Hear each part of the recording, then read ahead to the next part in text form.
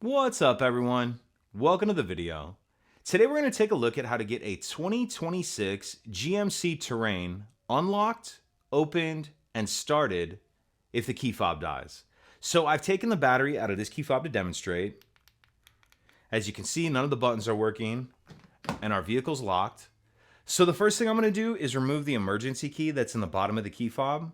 That's done by pressing this button on the side of the fob that my thumb's on, and the emergency key will pull out like that. Now I'm going to use this emergency key to remove this cap on the driver's door. So if we take a look underneath the door handle, we can see there's this slot right here. What I'm going to do is take my key, push it all the way up in that slot like that. Then I'm going to twist the key to the left or counterclockwise. And as I do that, I'm going to grab onto this cap right here and slide the cap towards the rear of the vehicle. So twist my key, then I'll push that cap towards the rear of the vehicle like that, and it will come off. So then taking a look in there, you can see there's a key cylinder in there. So what I'm going to do is take my emergency key, put it in there, and I'm going to turn it to the right or clockwise to unlock. Then after we unlock, it's a good idea to go ahead and throw our emergency key back in our fob, just so we don't lose it. And at this time, I'm also going to go ahead and put this cap back on. So pretty simple, the cap will just go on like that, and then slide and lock into place.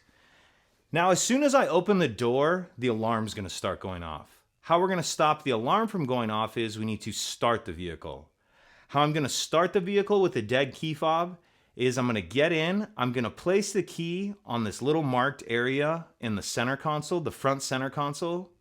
Then once the key is sitting in that spot, we'll be able to start the vehicle as normal.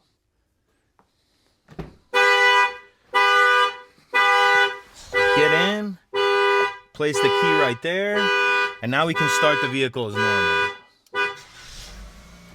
And once the vehicle starts, you'll be able to drive as you normally would. And then the only other thing you'll want to do is to replace the battery in your key fob as soon as you can. And I'll put a link in the description box of this video on how to replace the battery in this key fob in case you're unfamiliar. So even if we take a quick look under here, you can see there is a little icon of a key right there. It's kind of hard to make out, but that's where that goes. If you have any other questions, please let me know. If you could take a second to like and subscribe, it helps us out, and I'd appreciate it.